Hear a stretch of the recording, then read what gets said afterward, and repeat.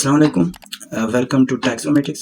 Myself Mohammed, and today our topic of discussion is infrared radiations. तो infrared radiation को start करने से पहले हमें पता होना चाहिए कि रेडिएशन थेरेपी क्या है। रेडिएशन थेरेपी जो है ना, ऐसी कोई थेरेपी जो रेडिएशन के थ्रू हो, मतलब ट्रीटमेंट थ्रू रेडिएशंस। वो जो रेडिएशन हमारे पास कौन कौन से आते हैं, अल्ट्रावायलेट आते हैं और इंफ्रारेड रेज आते हैं। अल्ट्रावायलेट जो है ना, इसके लिए अलग वीडियो बनाएंगे और आज जो हमारा टॉपिक ऑफ डिस्कशन है वो है इंफ्रारेड रेडिएशंस। तो सबसे पहले यही इंफ्रारेड रेस, इसके बारे में जानते हैं कि इंफ्रारेड रेस होती क्या है। तो इलेक्ट्रोमैग्नेटिक एनर्जी है जो ह्यूमन आइज जो होती है उसको नहीं दे सकती और ये इनविजिबल होती है। मतलब इसकी जो वेवलेंथ होती है वो विजिबल जो लाइट होती है उससे कम होती है। Place between visible and microwaves और विजिबल लाइट के दरमियान ये प्लेस करती है स्पेक्ट्रम में। जो हमारे पास इलेक्ट्रोमैग्नेटिक रेडिएशंस की स्पेक्ट्रम होती है उनके दरमियान में ये विजिबल और माइक्रोवेव्स के दरमियान वो जो होते हैं उसके स्पेक्ट्रल वैल्यूज जो होते हैं तीन टाइप्स होते हैं। IRA होता है, IRB होता है और IRC होता है। जो हमारे पास IRA होता है उसकी जो वैल्यू होती है वेवलेंथ हमारे पास वो होती है 760 से नैनोमीटर से लेकर 1400 नैनोमीटर तक। और जो IRB होती है वो हमारे पास होती है 1400 नैनोमीटर से लेकर 3000 तक। और जो IRC होती है उसकी वैल्यू होती है 3000 नैनोमीटर से लेकर 1 मिलीमीटर। मतलब सबसे जो वेवलेंथ ज़्यादा होती है वो IRC की होती है। जो हमने पिछले जो क्लासेस थे उसमें यही पढ़ा था कि जो जितनी वेवलेंथ ज़्यादा होगी उतनी पेनिट्रेशन ज़्यादा होगी। जो IRC होगी उसकी पेनिट्रेशन सबसे ज़्यादा होगी, मतलब ये स्किन में और बॉडी के जो टिश्यूज़ हैं उसमें सबसे ज़्यादा जाएगी IRC। अच्छा, इसके यूजेस क्या होती हैं IR के? ये टू रिलीव पेन स्टिफनेस। अच्छा, पेन को कम करने के लिए, स्टिफनेस को कम करने के लिए और जो बाकी इन्फ्लेमेशन को कम करने के लिए, इन सब चीज़ों को कम करने के लिए हमारे पास होती है ये IR रेडिएशन यूज़ होती है। अच्छा, ये नेक्स्ट हम देखते हैं कि सोर्सेज क्या होती हैं IR की। IR हम हासिल कैसे करते हैं, जनरेट कैसे करते हैं। इसके टू सोर्सेज होती हैं, एक होती है आर्टिफिशियल, दूसरी होती है नेचुरल। नेचुरल जो होती है हमारे पास सनलाइट होती है और जो आर्टिफिशियल होती है लुमिनियस होती है और नॉन लुमिनियस जनरेटर होते हैं इसके बारे में। अच्छा, जो हमारे पास जो आग होती है, बाकी जितने भी जो चीज़ मतलब गरमाइश देती है, मतलब सन से हमें हीट मिलता है, तो हीट जो है ना in form of infrared rays वो हमें देती है। और आर्टिफिशियल जो हमारे पास जो हम एक फिजियोथेरेपिस्ट जो होता है वो यूज़ करता है, वो जो है दो टाइप्स होते हैं, एक लुमिनियस होता है जो विजिबल लाइट होती है और दूसरा होता है नॉन लुमिनियस। नेक्स्ट हम देखते हैं इसी के बारे में। अच्छा, IR जनरेटर्स के बारे में देखते हैं। टू टाइप्स होते हैं, लुमिनियस होता है और नॉन लुमिनियस होता है। लुमिनियस जनरेटर कौन सी होती है? इसको रेडिएंट हीट भी बोलते हैं। मतलब ये जो है ना, ये वो हीट होती है जो रेडिएट होती है, रेडिएंट हीट। ये it produces IR visible and UV rays होते हैं। मतलब ये जो है ना, ये सिर्फ IR प्रोड्यूस नहीं करती है, विजिबल लाइट भी प्रोड्यूस करती है और उसके साथ UV अल्ट्रावायलेट रेडिएशन जो होती हैं वो भी प्रोड्यूस करती हैं। और इसकी वेवलेंथ जो होती है 780 नैनोमीटर से लेकर 1500 नैनोमीटर तक होती है। Consist of tongue. अच्छा, इसका स्ट्रक्चर देखते हैं कि ये बना हुआ कैसे होता है और ये काम कैसे करता है। मतलब IR जो प्रोडक्शन होती है और बाकी लाइट्स जो रेडिएशंस होती है हमने पढ़ा, वो कैसे ये प्रोड्यूस करती है। जो इसकी जो स्ट्रक्चर होती है वो ऐसी होती है कि consist of tungsten filament with in glass bulb containing inert gas at low pressure. अच्छा, ये जो है ना एक टंगस्टन फिलामेंट होता है, वो एक ग्लास ट्यूब में कॉइल किया होता है उसको, और ये जो बल्ब होता है इसमें हम इनर्ट गैसेस लो प्रेशर के साथ डालते हैं ताकि कोई रिएक्शन ना हो, कोई ब्लास्ट वगैरह ना हो इस बल्ब के अंदर, और ये स्टेबल रहें। तो ये क्या करता है, front of the bulb is usually red to filter out shorter visible and ultraviolet. अच्छा, हम क्या करते हैं, इसको हम इलेक्ट्रिकल सप्लाई देते हैं। इस जो वो होती है, जो फिलामेंट होती है, इसको इलेक्ट्रिकल सप्लाई देते हैं, जिसकी वजह से ये यहाँ पे इसमें करंट जाता है और ये जो है ना, ये जो इलेक्ट्रिकल एनर्जी होती है उसको लाइट एनर्जी में चेंज कर देती है। और इससे साथ जो है ना, हमारे पास कितने जो तीन रेज थे, तीन इलेक्ट्रोमैग्नेटिक रेडिएशंस होती थी, या विजिबल लाइट, इंफ्रारेड और अल्ट्रावायलेट रेडिएशंस, ये तीनों खारिज हो जाते हैं। और इसके फ्रंट जो बल्ब होता है ना, बल्ब के फ्रंट पे एक क्या कहते हैं, red filter bulb is usually red to filter out shorter visible and ultraviolet radiation. अच्छा, इस बल्ब के ऊपर हम एक रेड जो कलर कर देते हैं, जो क्या करती है, जो विजिबल लाइट होती है और जो अल्ट्रावायलेट रेडिएशंस होती हैं जो ज़्यादा हाईली एनर्जाइज होती हैं, उसको ये फिल्टर आउट कर लेती हैं, सिर्फ हमें इंफ्रारेड रेडिएशंस देती हैं। अच्छा, इसकी पेनिट्रेशन जो होती है लुमिनियस जनरेटर की वो 5 to 10 नैनोमीटर मिलीमीटर तक होती है डर्मिस और सबक्यूटेनियस स्टेज में होते हैं। मतलब स्किन पे हम अप्लाई करेंगे किसी टिश्यू पे तो वो जो है ना 5 to 10 मिलीमीटर ये डर्मिस में स्किन में जाएगी। It is usually for chronic inflammation. अच्छा, ये जो लुमिनियस होती है इसके साथ हमने पढ़ा था कि यूवी और उसके साथ विजिबल लाइट और आईआर ये तीनों का मिक्सचर होती है, तो इसलिए ये क्रोनिक इन्फ्लेमेशन के लिए ज़्यादातर यूज़ होती है। नेक्स्ट हम देखते हैं कि नॉन ल्यूमिनियस जनरेटर क्या होते हैं। नॉन ल्यूमिनियस जनरेटर में ये होता है कि ये produce IR only radiation hence called IR radiation. अच्छा, इसको आईआर रेडिएटर भी बोलते हैं। मतलब ये सिर्फ जो है ना आईआर रेडिएशन प्रोड्यूस करती है, इसलिए सिर्फ इसको आईआर रेडिएटर भी बोल सकते हैं। और जो लुमिनियस था वो आईआर के साथ अल्ट्रावायलेट और विजिबल दोनों प्रोड्यूस करता था, और ये जो है ना सिर्फ आईआर रेडिएटर इसलिए कहते हैं। अच्छा, वेवलेंथ इसकी जो होती है 1500 से लेकर 12000 नैनोमीटर तक होती है। कंसिस्ट ऑफ, इसका स्ट्रक्चर देखते हैं, स्ट्रक्चर कैसे बना हुआ होता है और ये प्रोड्यूस कैसे करता है आईआर। अच्छा, consist of acquired resistance wire wound on a cylinder of insulating material such as fire clay. अच्छा, ये रेजिस्टर कॉइल होता है जो एक सिलेंडर इंसुलेटेड मटेरियल के ऊपर ये इसको कॉइल करते हैं और इसके बाद इसको इलेक्ट्रिकल करंट देते हैं जिसके थ्रू ये प्रोड्यूस करता है हीट को, और वो हीट जो होती है in the form of IR होती है, और इस आईआर को हम फिर यूज़ करते हैं। This heat produce IR which are transmitted to fire clay. अच्छा, नेक्स्ट देखते हैं इसकी पेनिट्रेशन क्या होती है। पेनिट्रेशन जो होती है इसकी एपिडर्मिस में 2 मिलीमीटर तक ये पेनिट्रेट कर देती है। फॉर एक्यूट इन्फ्लेमेशन, अच्छा इसको हम एक्यूट इन्फ्लेमेशन के लिए यूज़ करते हैं।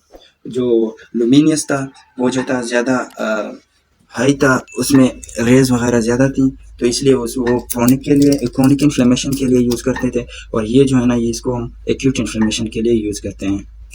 अच्छा, एक और बात, जो लुमिनियस और नॉन लुमिनियस जो जनरेटर होते हैं इसको यूज़ करने से पहले हम क्या करते हैं, कोई 5 से 7 मिनट या जो ज़्यादा हाई बड़े वाले जनरेटर होते हैं उसको हम 14 से 15 मिनट या 10 से 15 मिनट तक उसको पहले हीट अप करते हैं, उसके बाद उस पर अप्लाई करते हैं ताकि ये अच्छी तरह से ये फंक्शनल हो और हीट ये प्रोड्यूस करें। अच्छा, नेक्स्ट देखते हैं लैम्बर्ट कॉसिन लॉ। अच्छा, IR act best when applied perpendicular to the surface. अच्छा, इस लॉ के मुताबिक ये जो है ना अगर हम IR जो है ना परपेंडिकुलरली 90 डिग्री पे जिस सरफेस पे हम अप्लाई कर रहे हैं, मतलब ये हमारे पास स्किन है और इधर से हम बिल्कुल 90 डिग्री पे परपेंडिकुलरली इस पे अप्लाई करेंगे, तो इसका जो चांसेस है 95% IR जो होगी वो इसमें एब्जॉर्ब हो जाएगी। ये जो है ना एब्जॉर्ब हो जाएगी इसमें, 95% इसमें एब्जॉर्ब हो जाएगी। ये ला यही होती है। नेक्स्ट देखते हैं। अच्छा, नेक्स्ट देखते हैं कि आईआर के हमारे पास जो यूज़ करते हैं इसके फिजियोलॉजिकल इफ़ेक्ट क्या होंगी, मतलब हमारे बॉडी में जितने भी फंक्शंस हो रहे हैं सेलुलर लेवल पे उसकी फंक्शन पे इसकी क्या असरात होंगे। अच्छा, इसका क्यूटानिस वेजोडायलेशन, जो हमारे पास जो स्किन होता है स्किन की वेजोडायलेशन हो जाती है, मतलब वहाँ पे जो आर्टरीज होते हैं वेंस होते हैं उसकी वेजोडायलेशन, उसकी जो ल्यूमन होते हैं वो एक्सटेंड हो जाती है, वहाँ पे ब्लड ज़्यादा फ्लो करता है, और जो हमारे पास वेस्ट मटेरियल्स वगैरह होते हैं वो फ्लश आउट होते हैं और एनर्जी भी ज़्यादा आती है यहाँ पे।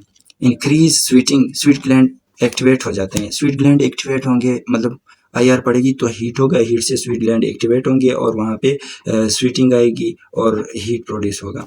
अच्छा, सेंसेशन ऑफ वार्मथ, वार्म की सेंसेशन, ये जाहिर सी बात है आपको आईआर पड़ेगी मतलब वार्म चीज़ आपके जिस्म पे पड़ेगी तो आपको गर्मी लगेगी, वार्म महसूस होगा, और जो वार्म रिसेप्टर्स है वो आपके एक्टिवेट हो जाएंगे। इंक्रीज इन मेटाबॉलिज्म, जो मेटाबॉलिज्म होती है वो एक्टिवेट हो जाती है, वो इंक्रीज हो जाती है आपकी।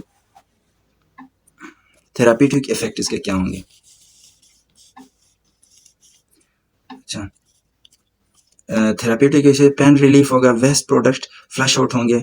अच्छा, थेरापीटिक इफेक्ट हम जो यूज़ करते हैं थेरापीटिक इफेक्ट्स के लिए यूज़ करते हैं ताकि हमें जो कोई रिलीफ मिले उसके लिए हम यूज़ करते हैं। किसी को पेन है तो वो पेन रिलीफ के लिए इसको यूज़ कर सकता है। वेस्ट प्रोडक्ट जो होती है उसका मैकेनिज्म क्या होगा कि जो आपके वेस्ट प्रोडक्ट्स होंगे जिस जगह पे आप अप्लाई कर रहे हैं वहाँ पे वेजोडायलेशन होगी, वहाँ पे जो है ब्लड ज़्यादा आएगा और वहाँ पे जो आपके वेस्ट मटेरियल्स जो होंगे जो वो जमा हुए होंगे वो आपके फ्लश आउट हो जाएंगे, वहाँ से चले जाएंगे और आपको रिलीफ मिल जाएगी, जो इन्फ्लेमेटरी सब्सटेंस है वहाँ से कम हो जाएंगे।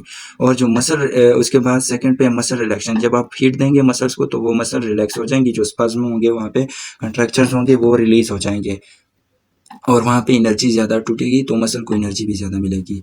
और नेक्स्ट पे है increase blood supply. Blood supply ज़्यादा होगी तो ये बेनिफिशियल होता है ज़्यादातर आर्थराइटिक कंडीशन, मोर वाइट ब्लड सेल कम। अच्छा, इसमें क्या होता है कि जो आर्थराइटिक पेशेंट होते हैं वो उन पे अगर हम अप्लाई करेंगे तो वहाँ पे जो वेजोडायलेशन होगी, ब्लड सप्लाई ज़्यादा होगी और वहाँ पे जो वाइट ब्लड सेल्स होंगे वो ज़्यादा आएंगे, बाकी जो ऑक्सीजन होगा और बाकी जितने एनर्जी होंगे वहाँ एनर्जी एटीपी वगैरह वहाँ पे ज़्यादा टूटेंगे और मेटाबॉलिज्म ज़्यादा होगी, तो वहाँ पे क्या होगा, जो पेन होगा उसको वो कम होगा और ये जो है ना आर्थराइटिस की कंडीशन के लिए बहुत बेस्ट है। अच्छा, इंडिकेशन मतलब कब हम अप्लाई कर सकते हैं, आईआर को कब हम अप्लाई कर सकते हैं और कब नहीं कर सकते, ठीक है। तो इंडिकेशन क्या होंगी इसकी, बैक पेन, अगर आपको बैक पे पेन है, आर्थराइटिस का पेशेंट है कोई तो उसके लिए अप्लाई कर सकते हैं। और नेक पेन है जिसको रुमेटॉइड आर्थराइटिस का पेशेंट है और वोंड है, कोई जख्म है बड़ा सा तो उसके लिए आप अप्लाई कर सकते हो। अच्छा, स्टिफनेस है, कंट्रैक्चर्स हैं तो इसके लिए आप अप्लाई कर सकते हैं। नेक्स्ट, इसमें आपको खतरात क्या हो सकती हैं, पेशेंट को मतलब किन किन चीज़ों से दूर रहना चाहिए और एक फिजिकल थेरेपिस्ट जो ये अप्लाई कर रहा है तो उसको क्या चाहिए कि वो हर 15 मिनट बाद या हर 10 मिनट बाद अपने पेशेंट को चेक करे ताकि ये मसले उसके साथ ना हो। नंबर 1 पे जो आईआर होती है तो वो हमने देखा था कि ये हीट प्रोड्यूस करती है, तो सबसे पहले देखेंगे कि ये डेंजर बर्न काज कर सकती है, स्किन इरिटेशन हो सकती है, इससे एलर्जी काज हो सकती है, स्किन की ना इरिटेशन हो सकती है और इलेक्ट्रिक शॉक हो सकती है। अगर आप ना किसी उस इलेक्ट्रिक वायर को जो इसको सप्लाई कर रहा है फिलामेंट्स वगैरह को उसको हाथ लगाएंगे तो आपको इलेक्ट्रिक शॉक हो सकती है, गैंग्रीन हो सकता है, आपके सेल डेथ हो सकते हैं, वहाँ पे हीट एक हो सकती है और फैटीग हो सकती है और उसके साथ इंजरी टू आइज, अगर आप हेड के किसी हिस्से पे अप्लाई कर रहे हैं तो आपकी आइज को इफेक्ट हो सकती है, वहाँ पे आपको जलन हो सकती है, इरिटेशन हो सकती है, आपको आइज को नुकसान पहुँचता है। इसलिए अगर आप हेड वाले फेस वाले किसी एरिया पे अप्लाई कर रहे हैं तो आप सबसे पहले वहाँ पे कोई ऐसी चीज़ लगाएं कि आपकी आंखों तक ये आईआर रेडिएशन ना पहुँचे। अच्छा, कंट्रा इंडिकेशन क्या हो सकती है, डिफेक्टिव क्यूटेनियस थर्मल सेंसेशन, मतलब कंट्रा इंडिकेशन मतलब आप कहाँ पे ये यूज़ नहीं कर सकते, आपको कौन कौन से सेंसेशन होंगी, कौन कौन से अलामत होंगे या कौन कौन सी जगह होंगी वहाँ पे आप ये अप्लाई नहीं कर सकते हैं। तो सबसे पहले है डिफेक्टिव क्यूटेनियस थर्मल सेंसेशन, मतलब कोई थर्मल सेंसेशन आपकी कोई स्किन पे, मतलब वो एरिया जहाँ पे आपको फीलिंग्स, जो हीट वाली फीलिंग होती है, सही फीलिंग्स होती हैं तो वहाँ पे या आप अप्लाई ना करें।